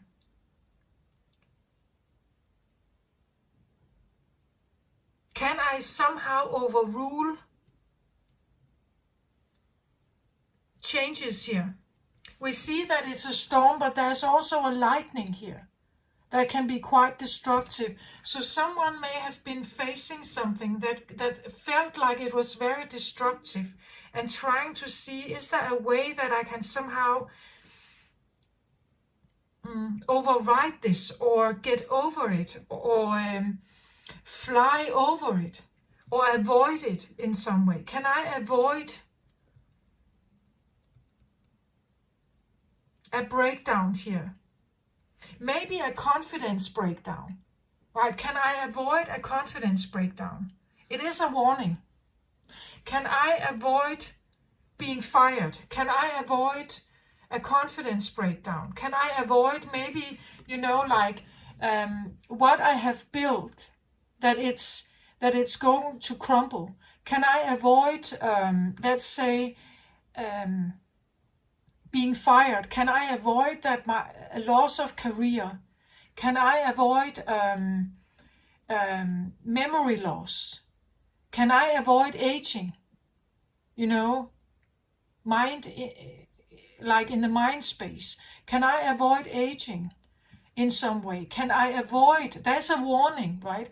Can I avoid something you feel that is almost there, that is right in front of you? It could be that you could have been given like or you're feeling it, like the warning's there. The warning is that, well, with my age, I'm not that attractive. I could lose something. I could even lose my marriage here. Everything I've built with my partner. There's a warning here that if I don't look more attractive, or if I can't be that good looking or something, then I could lose something. How can I somehow override that, or fly over it, or overcome it, or get over it?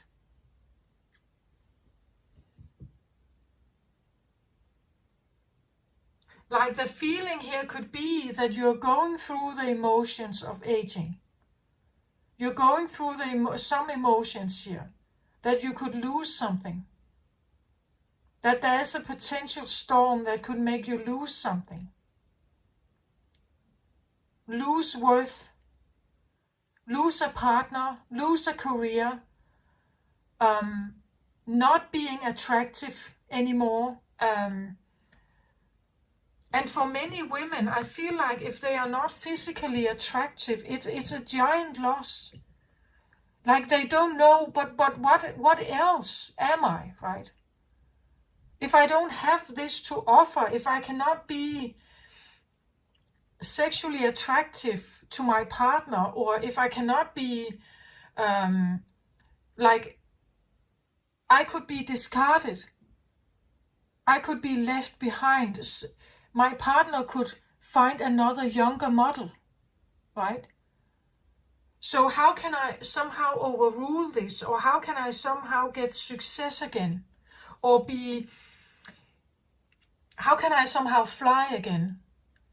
How can I somehow raise myself up again to worth, to success, to, it's like a comeback. How can I have a comeback here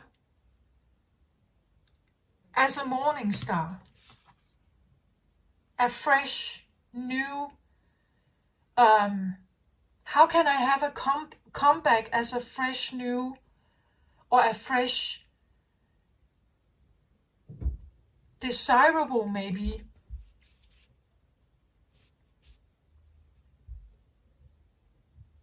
or even fool-like energy? How can I have a comeback here from a potential disaster? Maybe it did even hit you, right? How can I have a comeback from that and being, desirable?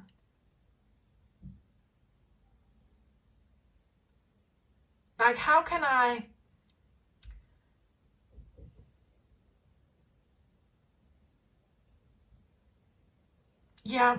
that's what I feel like.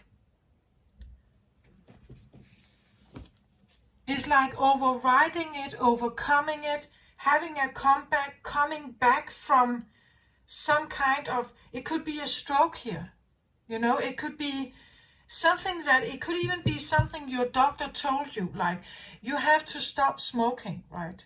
Because if you're not, something could come in here. Or, you know, like a warning of a heart attack, or a warning of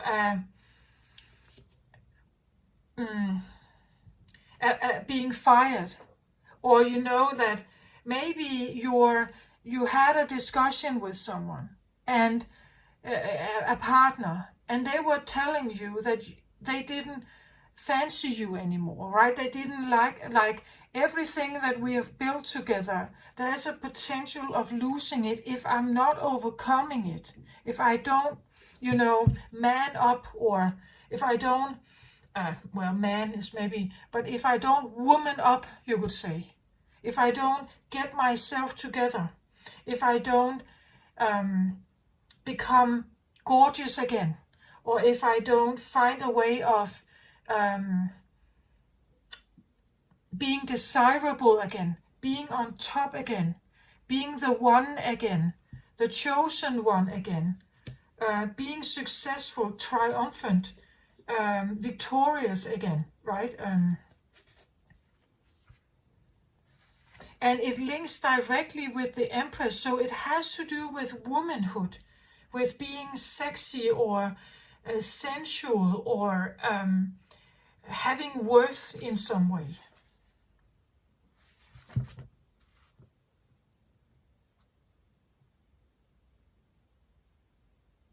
So let's see here about Queen Esther. Esther represents the powerful combination of feminine intuition and divine timing. Esther was a Hebrew orphan born with the name Hadassah. Raised by her cousin Mordecai, she lived with the Jewish community in exile in Persia during the 5th century. Mordecai became aware of a plot against the Jewish people created by the king's chief minister Haman. Using her brilliance and her intuition, Esther came up with a plan to serve her cousin and her people. Her beauty had caught the attention of the king. There it is again, the beauty, right? Her beauty had caught the attention of the king. So when his current wife, Vashti, refused to come to him when called, Esther seized the moment, and the king chose her to be his wife. Then Esther didn't wait for the king to call her.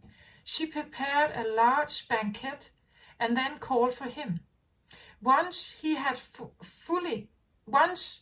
was fully in love with her, she revealed that she was a Jew and that Haman had plotted to kill her people. The book of Esther in the Tanakh, or the Hebrew scriptures, is known as the scroll, or the Megillah, and it is read twice out loud, once in the morning and in the evening, during the festival of Purim, to celebrate the memory of Esther's brave actions. Her name is derived from the word meaning bright star, or morning and evening star. This is the name she grew into when she courageously trusted her intuition and used its divine timing to serve herself and her people. So there is a sense of one needing to preserve something and serve herself here, and serve the people, or you could even say womanhood, or that, and she used her beauty, you could say, to smear the king, or to somehow get access. And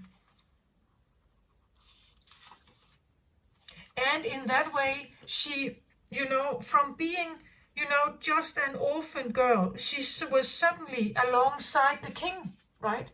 She was suddenly alongside the king. The king's chief minister. her beauty had caught the attention of the king. So yeah, she was sitting beside the king. So how can I, from maybe a terrible loss here, how can I somehow rise up and have status maybe here? Worth and status.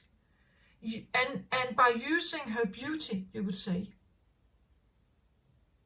That could be one of the reasons how she may have gotten herself into powerful positions, or, maybe situations where she had a spouse beside her that would give her things, that would provide her with things, because she was that woman.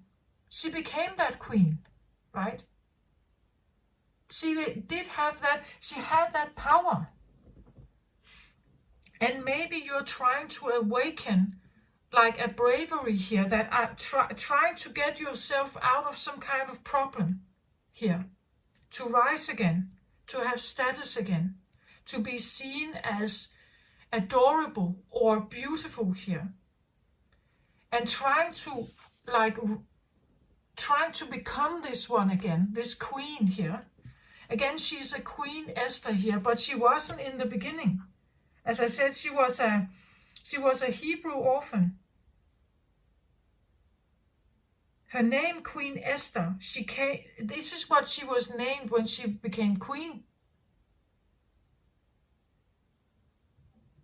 She seized the moment. A very influential and very powerful and very rich person could make her life different. For herself, but also for her people. So she, you would say, she gained access to the king because of her beauty. She used her beauty skills to get herself into a powerful position with money and riches and everything. So that could be the reason why you have done so in this life. Or again, this can be past life, right? It can also be just in the past. But I have this feeling that something seemed like it could be attacking, like an attack here. And the camera did fall down, right?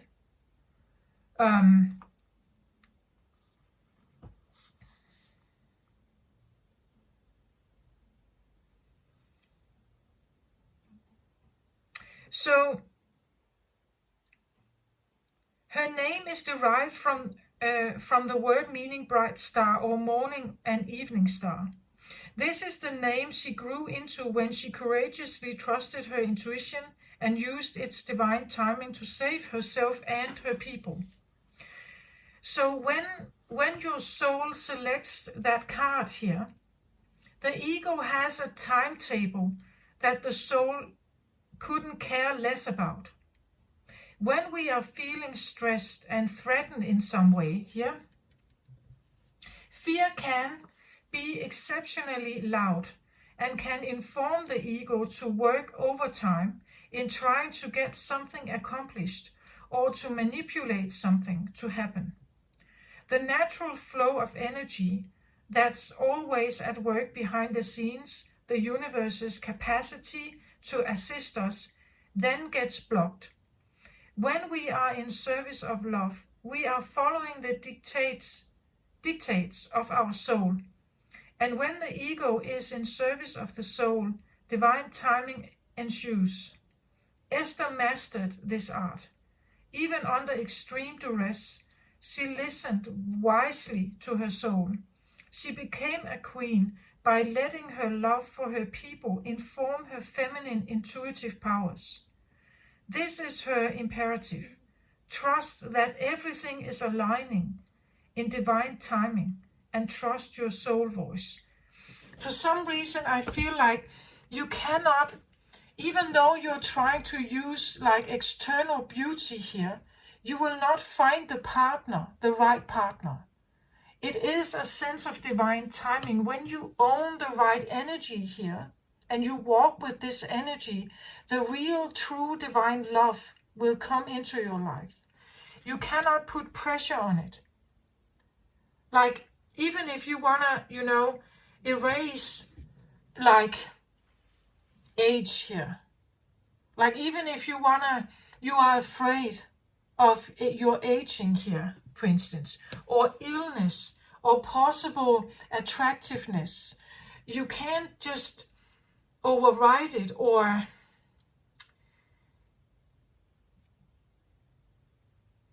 and the more force you put on it, like the more you dress up here, the more problematic it becomes. Like, you have to become like Queen Esther here. You cannot just cover yourself up with makeup, right? You have to become her. Here she is an empress. Or a queen, right? That's what I feel like. It's a different one. It's a different one, right? It's still beautiful, but it's a different one. It's a wise one. The way she shows up is so different. Can I get another card on this Empress here?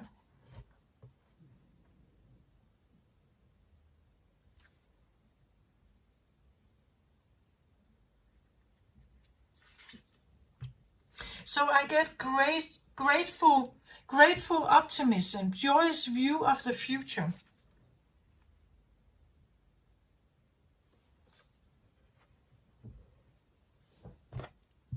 Actually, I find that there is some sense of similarity to these cards. She's smiling, she's grateful, she's optimistic, and it's like there is something here that it shines from her center here, almost like she's also carrying something here, holding her hands in a similar pose.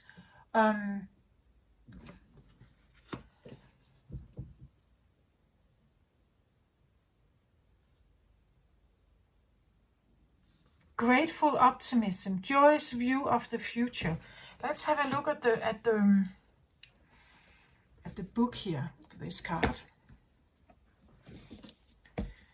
It's more important to hold a grateful optimism and look for the joy and beauty in life than it is to focus on potential defeat or the things that are not working out for you, like your wrinkles or your saggy breasts. Like, if you look at that and you become very obsessive about that, how to fix it in some way, it would be more important to actually embrace who you are and honor if we talk about your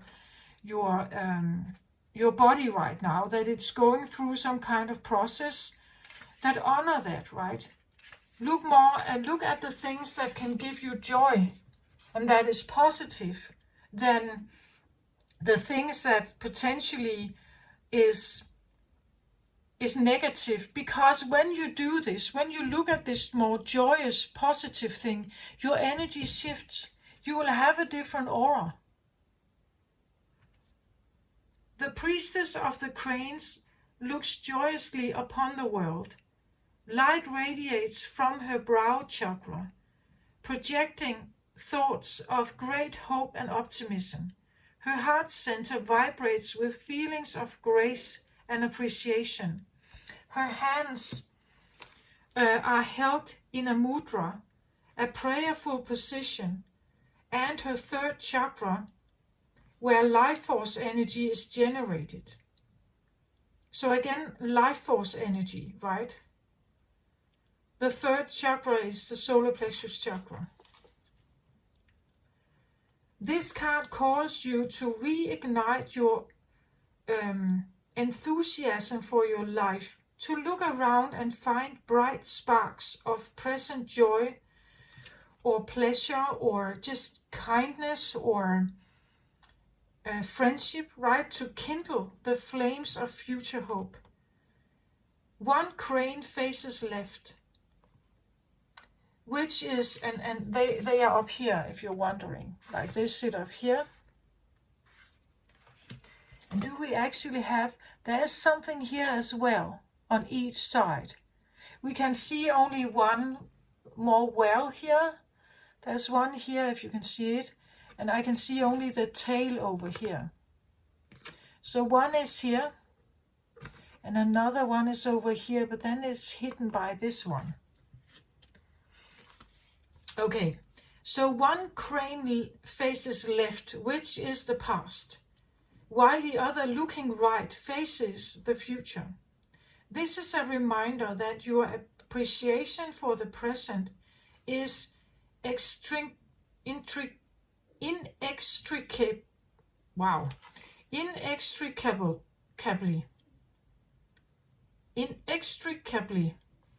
connected to your optimism for the future. So there is a reminder that your appreciation for the present is connected to your optimism for the future and to the dreams and desires you will achieve. After all, it is difficult to manifest happy results from ongoing dissatisfaction. Exactly, that's what I feel like. The energetic link between gratitude, optimism, and manifestation is an undeniable force. The gratitude referenced in this card is not the same as the card 50. So the card 50, let's have a look at that. It says sacred gratitude.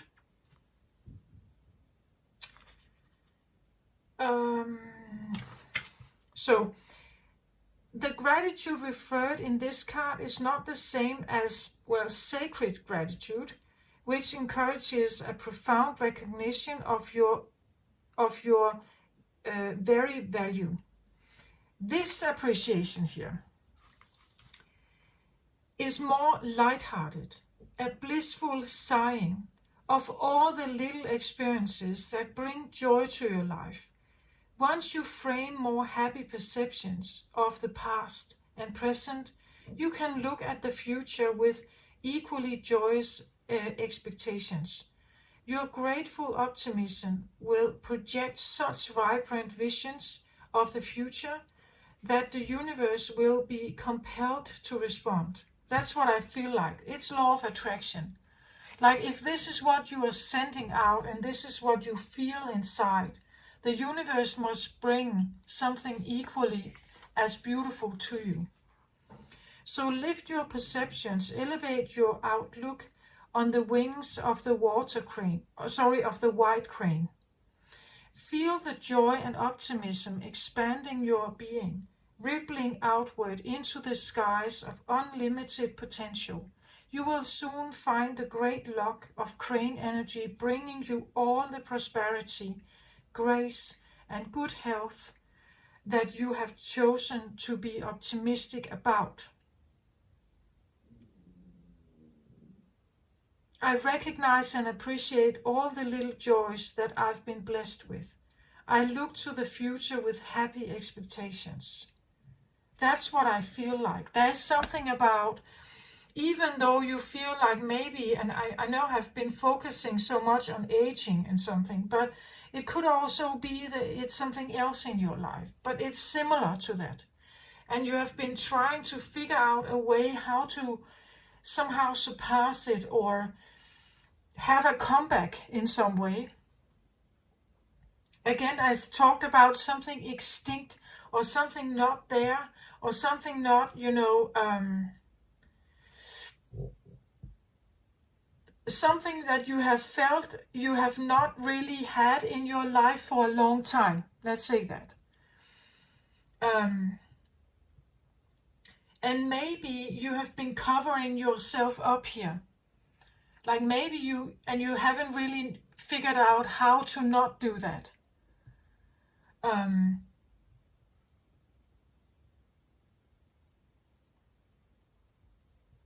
Or you have tried to somehow manifest Esther here, right? The queen.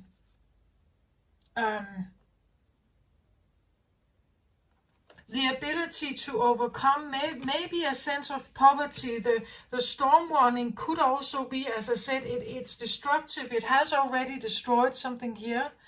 It could be something like, your money, your house, Like maybe you literally had a lightning striking your house, right? And you're trying to figure out how to, or what is that called, like an aneurysm, or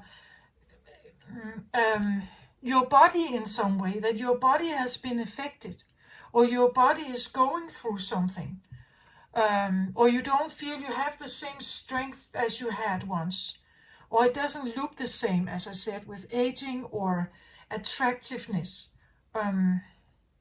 Trying to figure out how do I have become beautiful in some way so that I can get some of this back.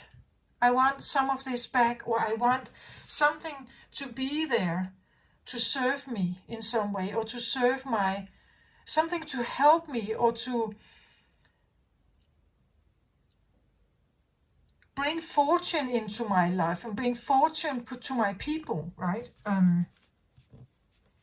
Maybe your family, maybe your children. I said in something similar in the beginning, the Empress is concerned about the environment around her, that there is something to be gained from that environment, that it's positive, that it's beautiful, that it's helpful or friendly, especially if she's bearing a child.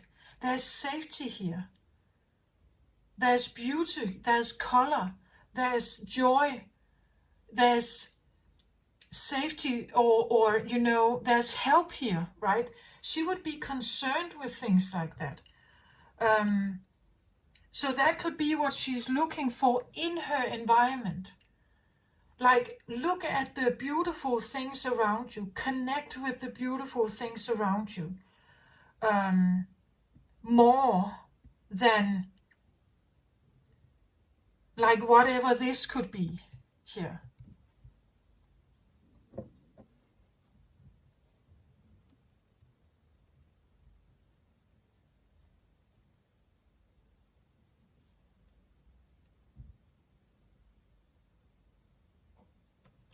So I wanted one more card on this storm warning here, and I get King of Michael. So again, an air card, and this is air. It talks about principled, rational, ambitious, respected. Wisdom and objectivity are important now. Stay in your integrity. A situation that calls for honest and open communication, right? So maybe you did have that. Again, it says here, principled, rational, ambitious, respected, a respected queen, a respected empress, someone who is. And it seems like there could be, or there was somewhere in the past that maybe you lost this. Like maybe this respect was lost. Maybe this. Look at how he stands, right? The respect, the honor, the worth, that maybe. The reign, even, I want to say, someone rational, someone principled. Maybe you feel like this could be like a brain injury or something.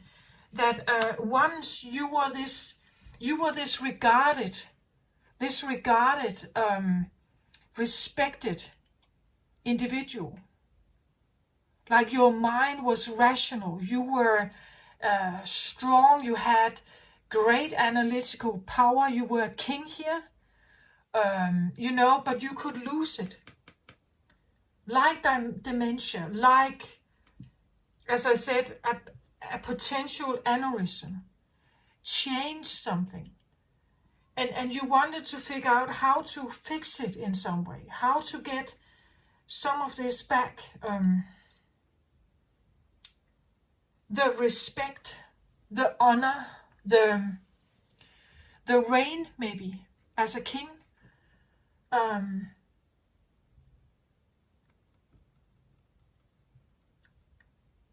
being regarded as worthy and honorable and something like that, right?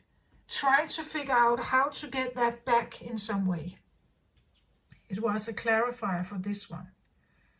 And I think that, someone having wisdom, being objective, staying in integrity. It's the feeling that you could lose integrity in some way and respect here.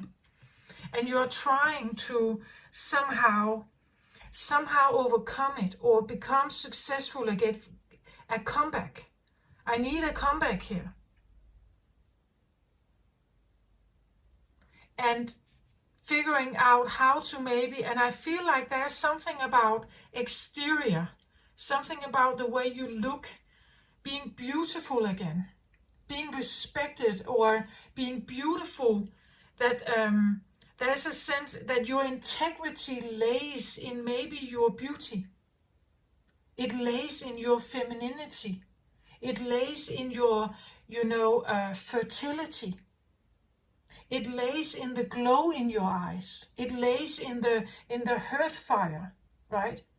So if you're losing some of it, like if you're losing life force, like you age, you don't have the same power anymore. Like literally, life force, battery. You don't feel energized in the same way. That could make you feel like you're losing status in some way and trying to regain it, trying to keep it up. But I feel like instead of trying to, like, that your ego is so maybe vain, you could say, you could shift into a different kind of love. Not a vanity love, but a divine love here. By seeing the beauty out there. Not just seeing what potentially is destructive or like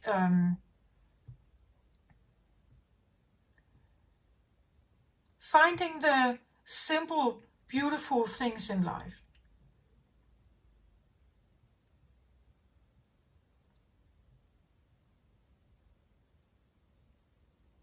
And realizing, there could be other kings, right? There could be other queens here. But I still find my life amazing. I still love my life. I'm still very grateful for what is in it. I am honoring myself. I am, this could be, like a fashion model who is aging. And they've been trying to keep up, with the demands of the industry, right? But, at a certain point, well, maybe just be grateful about the experiences you've had, knowing that, or now I get a reference to like Cristiano Ronaldo, the famous football player. Like he is adored. He's even a model, like a model, but he's also this genius football player. But we know with all these athletes, right, that at some point, or these elite professionals, that at some point it shifts, right? At some point, like the reign is over, like the status here of the king is over, right? Or there's a potential fall here. It could be an injury of some kind that suddenly is threatening your career. So you're looking for a you're looking for a comeback. Maybe it feels like a combat, but you're looking for a comeback to have it again. So maybe you're wondering of having plastic surgery or all this stuff, but actually I feel like you should embrace the one you are now. You should be grateful for everything you have experienced, everything life has given you. And look at what is around you now. Look at what is available, what you have learned, the wisdom you have, the knowledge you have of the industry maybe. You have much to teach or much to learn, or much to teach and much wisdom. You hold all of this in you. You're the wise one now. You're the crone perhaps in your area. yeah, maybe you're not holding a leadership position. Maybe you shift in the hierarchy. Maybe you are not the CEO anymore. But you know, you still have wisdom. You still have things to offer. You are not you know, obsolete in that way, right? You're not to necessarily to be discarded. And if people discard you, you can still find things in your life to be grateful for.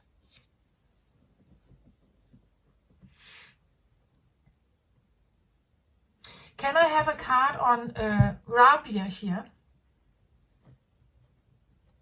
Which can be something that you also look for. I feel like it's very much in your awareness or in your roots, that you actually have roots that are linked to saintly women. But maybe that's not how you have shown up in the world, right?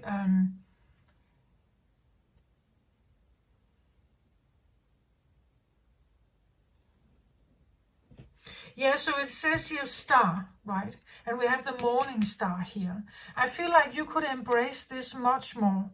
Star is Aquarius energy. It is very wise. It's the oldest air sign.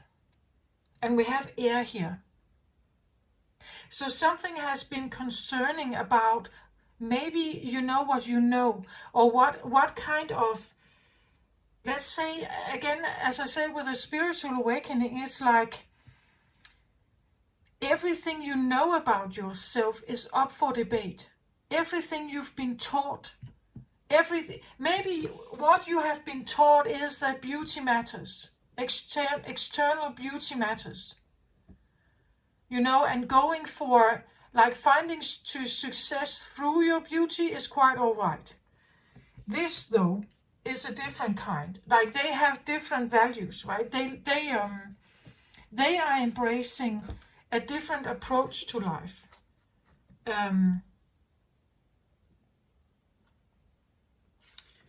Rabia is embracing a different approach to life, and that could be what you are realizing now. That maybe the way you have conducted your life is, and yeah, maybe you got status, maybe you got fame, right? Maybe you were a fashion model, or maybe you are very attractive, but it's not the way now for you. It's like it doesn't seem like it applies in the same way. So Rabia represents a rare, pure love that doesn't seek anything other than simply to love. Rabia al-Adawiyya was one of the most influential Sufi women in Islamic history. She is a Muslim saint and a Sufi mystic who lived in the 8th century of Basra, present-day Iraq. On the night she was born, her father had a vision of Muhammad. He told him, "Your newly born daughter is a favorite of the Lord, and shall lead many Muslims to the right path." When Rabia was still just a young girl, her father died, and she was then sold into slavery. She would pray every night to be released so that she could spend the hours of her day in service of Allah, the Arabic word of God, or for God. When her master overheard her prayers and saw that she was illuminated with light as she prayed, he realized she was a saint. He realized her immediately. That's what I believe, that if you embrace some of this, like your aura will shift. Like it will literally like shine from you like this. You will have such an aura around you that just, you know, like it will just come from within and just out there, right?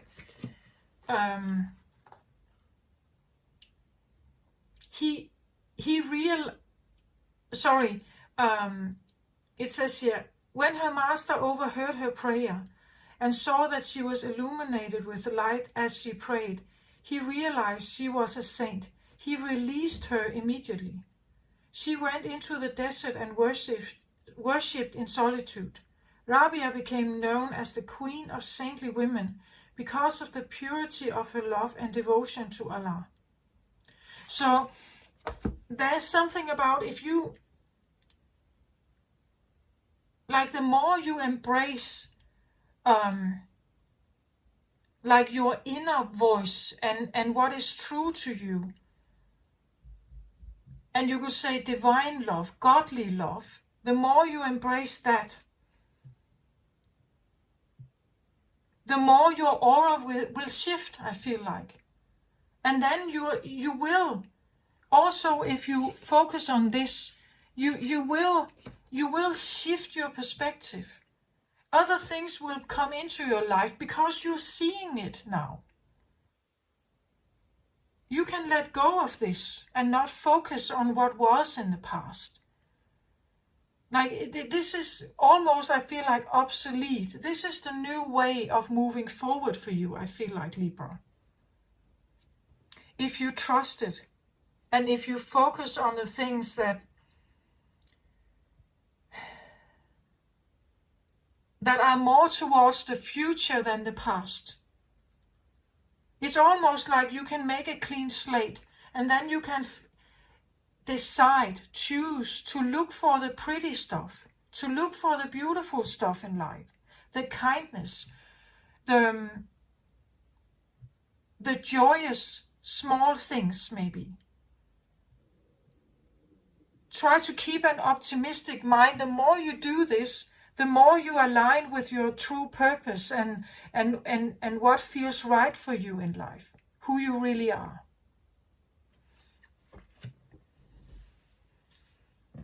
That's what I feel like I have for you, Libra, this time around. I hope this helped somehow.